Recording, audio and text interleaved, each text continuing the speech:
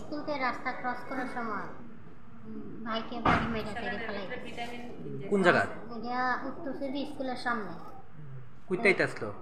স্কুলতে বাইরেছে, বাড়িতে গেছে। নাম কিতা? অনামিকা নাথ সরকার। বয়স?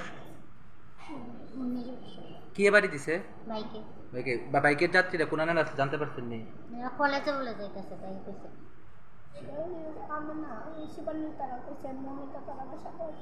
তাই লোকের ছাত্ররা দেখছে কলেজের পোশাক পরা। কে লইছে এখান থেকে? এখান থেকে